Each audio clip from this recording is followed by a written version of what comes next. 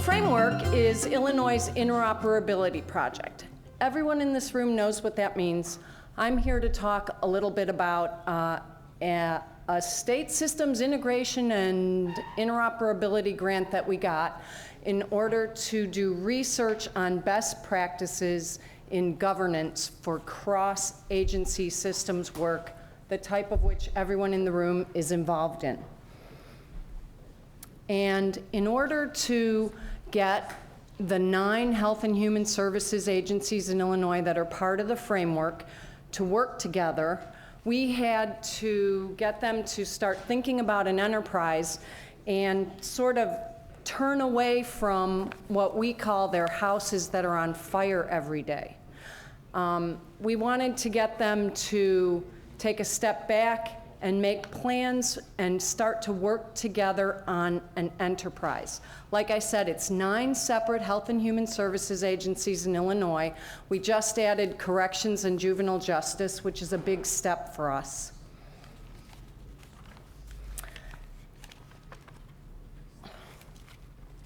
So, why do we need governance? Well, according to the Aspen Institute, or the Aspen Advisors, without governance, there's complete anarchy. And a lot of us live with some sort of level of anarchy or chaos every single day in the work that we're doing. And we wanted to try and get rid of some of these obstacles. We wanted to try and make the road a little bit smoother. We wanted to tamp down the loudest voice in the room and try and sort of level the playing field and get rid of some of the competing priorities and have everyone start to work together as an enterprise. So what we did was a lot of research on governance, and we created a handbook. Some of you have seen it. There are printed copies available in the back of the room. You can see that we used stewards of change to help us create this handbook, and Hannah, the artist who's working here today, created this lovely roadmap to effective governance for us. Rachel Pratt also was the lead author on our handbook. So I just want to acknowledge stewards of change and the artwork and the beauty. But what we ended up with, after talking to a lot of subject matter experts, many of whom are here today, Paul Wormley, Nick from San Diego, Uma, Shell, many others, were 6 attributes of good governance that we think any state or any jurisdiction could follow if they wanted to start from scratch and try to build a governance process or model or system in their own jurisdiction. You can read what those attributes are. We did a lot of research. There's a lot of excellent deliverables from this grant that are ready-made, that a state or a jurisdiction can just take our PowerPoint and present it to their leaders and say, here's how we think we should start working together. So Illinois had all this knowledge about what are the attributes of good governance. Did we follow it ourselves? That's a good question. A year ago I was here and we had not even had our first meeting of our executive steering committee yet. But I would say that now we have a little firmer footing for our bridges among our agencies. Our executive steering committee has met multiple times. The Governor's Office of Management and Budget and the state CIO come to the meetings. The meetings are very relevant to the agency directors. They've made some big decisions about where they want the state to go in terms of our enterprise. And even though our attributes of good governance don't state it outright, there are a few things that we did that I think really helped us coalesce this group, this executive steering committee that had to start taking steps. And this is with a nod to Linda Gibbs, who's not here this year, but she had some really great ideas for us. One of the first things we did is we have meetings only when there's a relevant reason to have a meeting. So we don't have executive steering committee meetings every other Monday or every 2 months. We have meetings when there's a decision to be made or when there's something that this high-level group of people need to discuss. The other thing is that we work very closely with the agency directors and their staff and schedulers so that we have very few meetings with designees. I don't have the authority to kick someone out of my meeting, but in general, the agency directors are in agreement and they come to the meetings in order to make the decisions together. And then the third thing we did is kind of simple, but it's really made a huge difference. And all of us here in this room with these beautiful glass walls knows how nice it is to be in this great space together where we can think about all of these visionary things and sort of think strategically rather than tactically. Well, we started to have our executive steering committee meetings away from any state site in Chicago. We have a conference room with a view of Millennium Park, and all these agency directors and these leaders from the governor's office come and sit down and they speak candidly and they tussle and they fight a little bit and they come to consensus decisions. And I think that those three things that aren't really on our list of attributes of good governance have contributed greatly to that sort of feeling that we have now with our executive steering committee.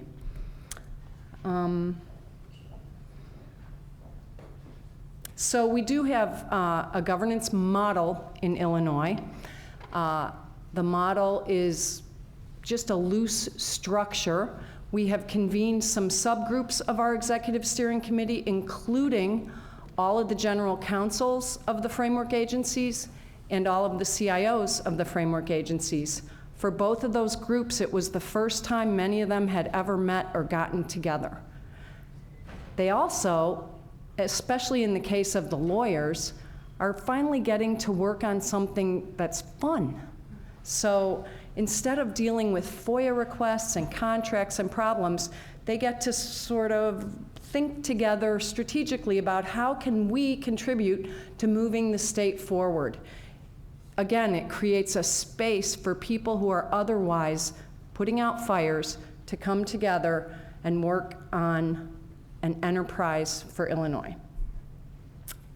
I urge anyone who's interested to grab our handbook. It's also available on illinois.gov as an interactive PDF, which is really fantastic, and I'm available for questions, as is Herb Quindy.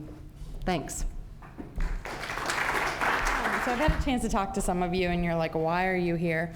And I'm gonna give you a little civics lesson so that we're all on the same page. So I work for the Ways and Means Committee, which has jurisdiction over tax, Medicare, Social Security, trade, and then mandatory human services program. So pretty much think ACF plus unemployment and SSI from Social Security.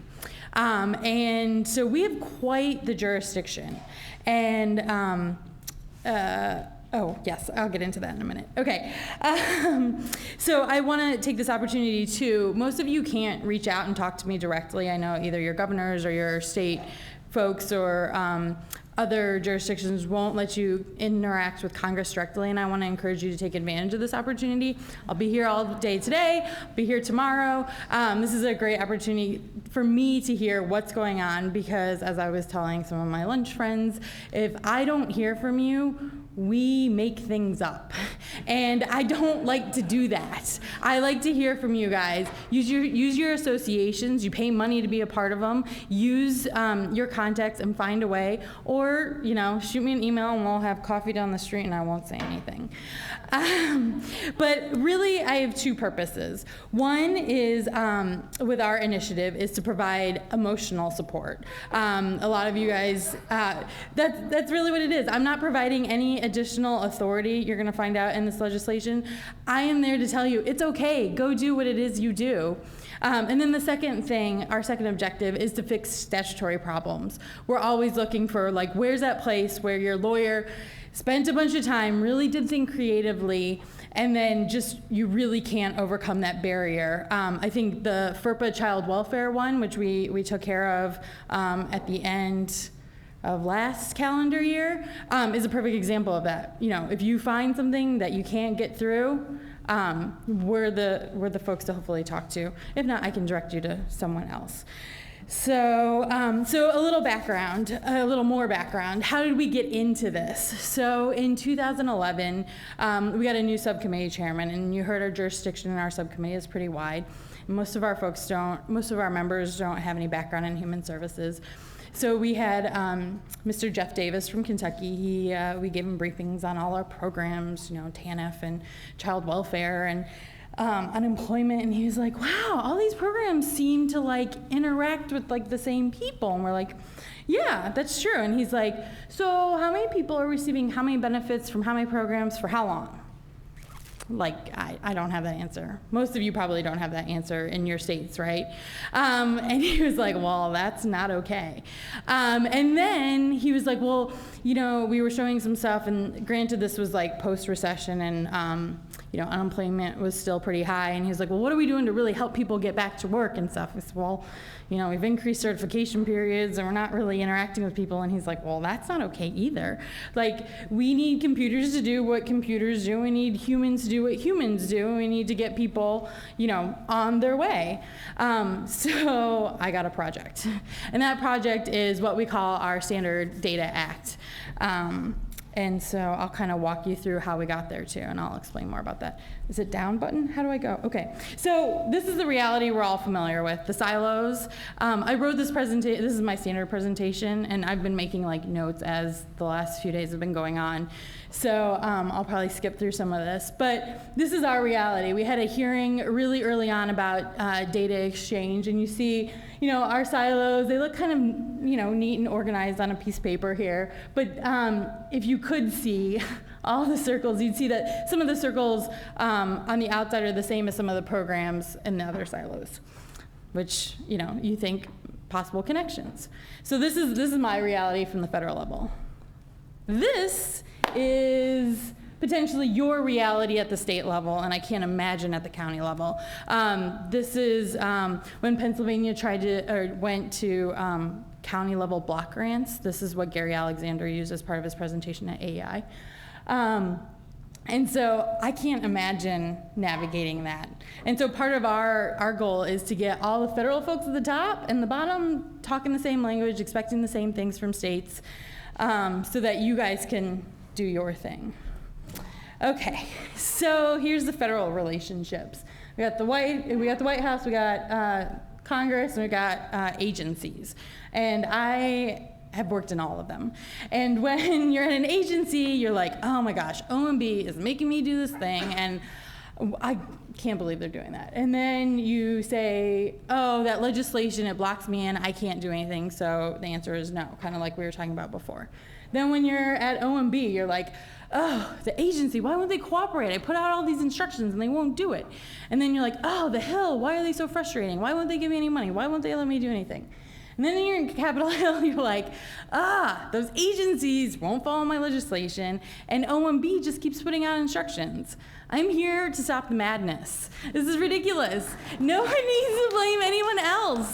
A lot of the stuff that we're doing, other people are talking about, and I think that's where the kind of permission, I know yesterday asking for policy statements and stuff, use what we're doing, and I'll show you our legislation and things, as your excuse. Like, oh, look, Congress says, you know, we got to do this. And if you need more support from us, let us know. Okay, so I'm going to click through these real quick, because you know probably a lot of them.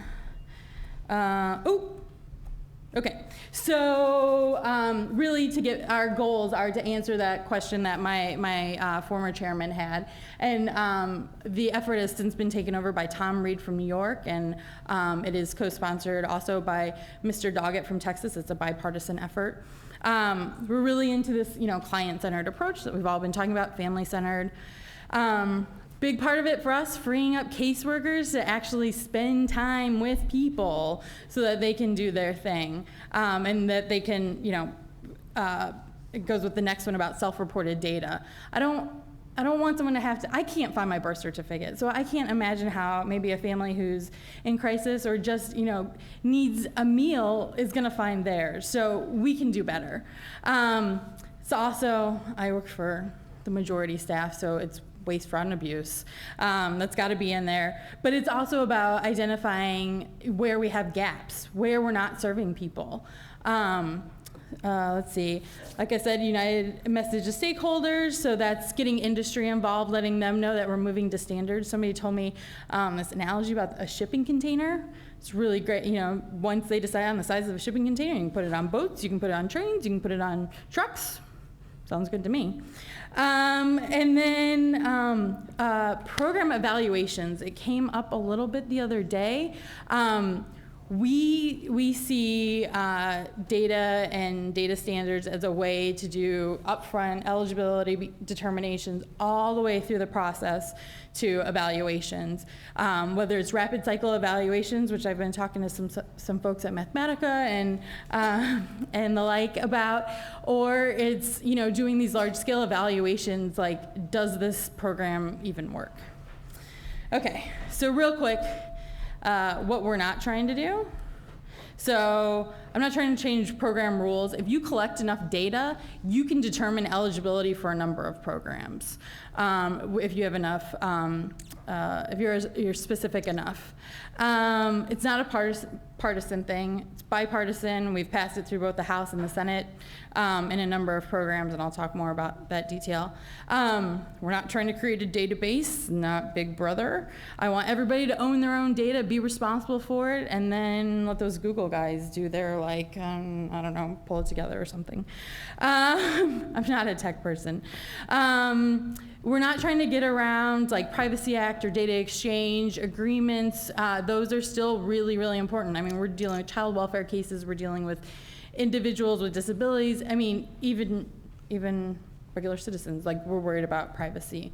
Not taking data away from its owners and not collecting more data. We want to do this better, faster, cheaper. That's our goal. Okay. So you all may think that we don't do anything, but that is not true. So here are the 4 laws related to our data standards effort that we have done since the start of the last Congress. So that's 2011, since we've been working on this. So what we have is stock language, which is that HR 948, which is the title of my talk. Stock language that we've been sticking in programs that says, you need to think about interoperability. You need to think about using things like NEEM. You need to coordinate and talk to other agencies who serve similar populations. So it's been kind of slow going. They're working on it. I know the NEEM ACF folks are here, and it's making progress. So we've done child welfare. They were kind of our first ones. And then we did unemployment and TANF. Every time I see the unemployment people, they're like, hey, we just took this form and we actually changed it. And so now the data is tagged and we can pull it in and we can analyze it. And I was like, oh, that's good. Keep going.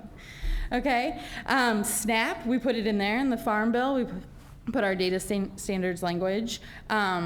They're not really sure what to do with it over there, but we're going to work on it. The ag folks don't really think of themselves as a welfare program, but I'm sorry, they are. And so trying to bring them into the mix. And then child support enforcement is actually a bill that we're working on right now. We're in conference, but that's expected to go through too. In addition to this, we've had a number of hearings, and in addition to tracking me down to tell me, what we're doing wrong, I want to hear your good stories too, because I am always looking for hearing witnesses, and I always want to tell a good story. We've had New York in, we've had Utah in, we've had San Diego is going to be on our list. I just haven't had a hearing yet.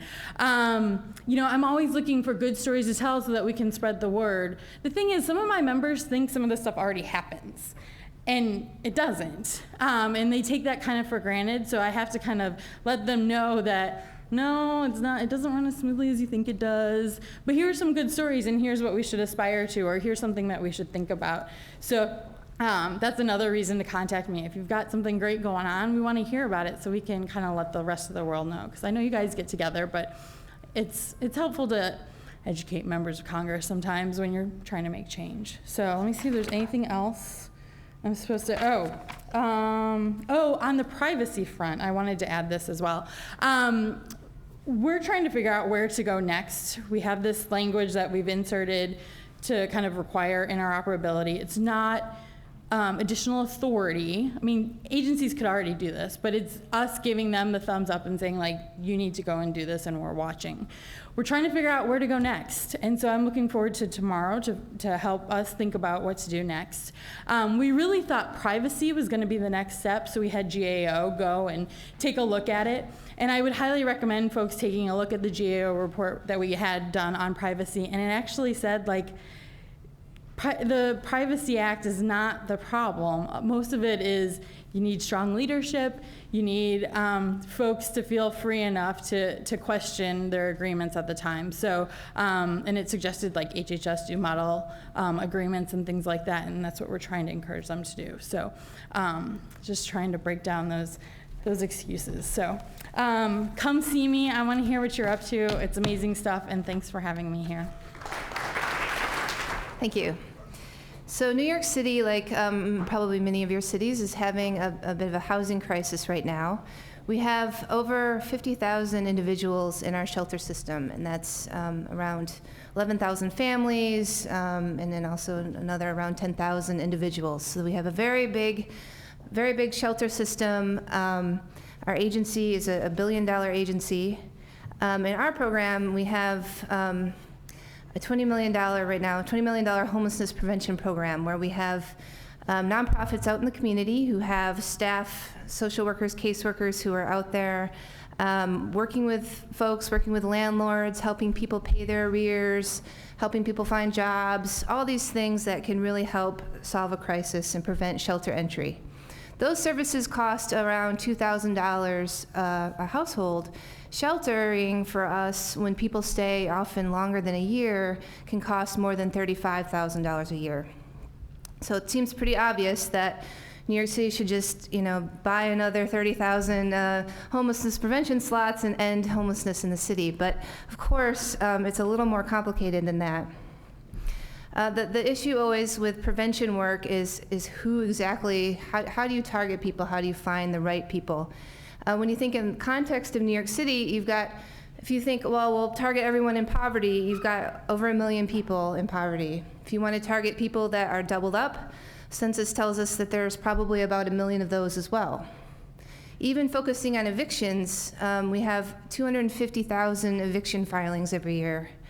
But then every year, less than 10,000 new families come into the system. So we've got to find those 10,000 people out of 1 million, which is a pretty big challenge. And also, particularly when we started this work, it was a different mindset for our providers. I think most nonprofits, probably governments also, say, I served 100 people, I saved 100 people. But we know that there's a lot of people that kind of all are in the same situation that don't actually become homeless.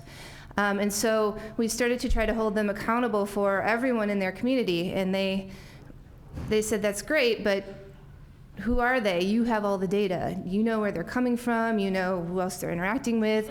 You have to help tell me how to find these folks. Tell me how to find the ones I missed or who isn't reaching out for services. So we start at the community district level. And you can see 2/3 of all the family shelter entrants come from the highlighted communities. So South Bronx and Central Brooklyn are really the highest areas, and that's where we focus most of our program locations.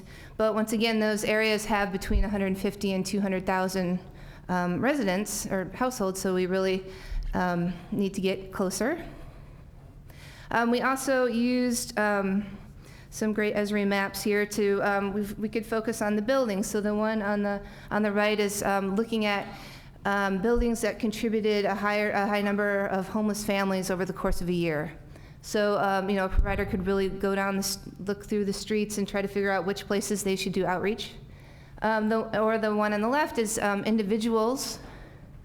So I think the green dots are shelter entrants, and the blue triangles are their enrollment. So they could see, am I enrolling people in the right areas? Are there hot spots that I missed? these maps are great, but they're also, one-offs, or we wait a long time, get a lot of data. It would be like, if we all use Google Maps by, phoning in a request and someone made us a PDF and emailed it back to us every time we said, where's the nearest Chipotle? Like they can't sustain that kind of request. Like we could have people making maps all day, every day, in order to try to meet the needs of our users who really want to know on a daily basis for any particular idiosyncratic part of the city where they need to target. We also try to look at matching some of our data against other systems. So, sorry, you can't really see it very well, but we matched the eviction filings against our shelter filings, and we actually worked with an organization that animated it for us, basically showing us that when the blue lit up, that was an eviction filing, and when there's white on top of it, that was a shelter entry. So basically, it's telling us ignore almost all of the evictions in Manhattan, and in other Park Slope in Brooklyn, but really focus Williamsburg. The hipsters can get evicted; it will not be the end of their life. But the phones we need to focus on are really the South Bronx and Central Brooklyn. But once again, these data matches tend to be one-offs. We don't have the data all housed in one place. It's not interacting with multiple systems at the same time. So we really were looking for the solution that we're working on building with DLT and Arachno and Google, who are all here.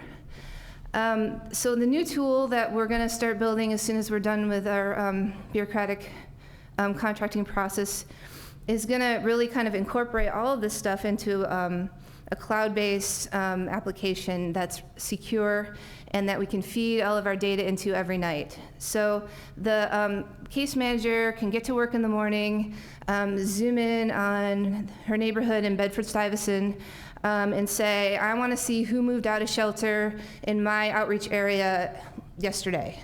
And she could actually see a family, have a contact, and be able to outreach to that person. For us, people who've left shelter are the highest, the people who are most likely to return. So that's like the best targeting group we have. Or she can see, think of, okay, my top 5 shadiest landlords in my area, have they been evicting anyone? And so she could filter for evictions. Or see, how's the trend been? Has my outreach been effective in terms of my enrollments in this area or that area? And so we really are hoping that this is going to provide our users with that immediate data that they need to be able to try to do this really tough work of preventing homelessness and finding the right people. And we really needed it to be to have a high level of security. This is really sensitive data.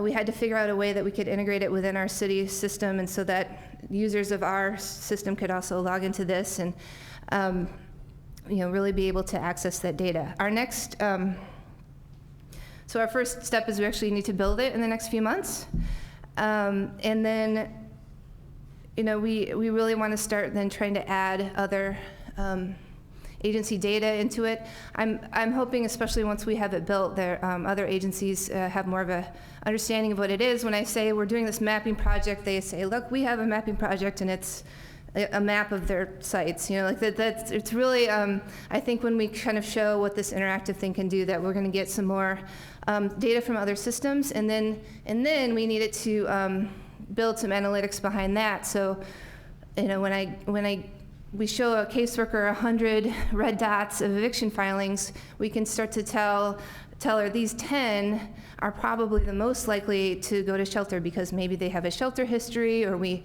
know that they're receiving a subsidy from another agency, things like that can really help us focus our important work.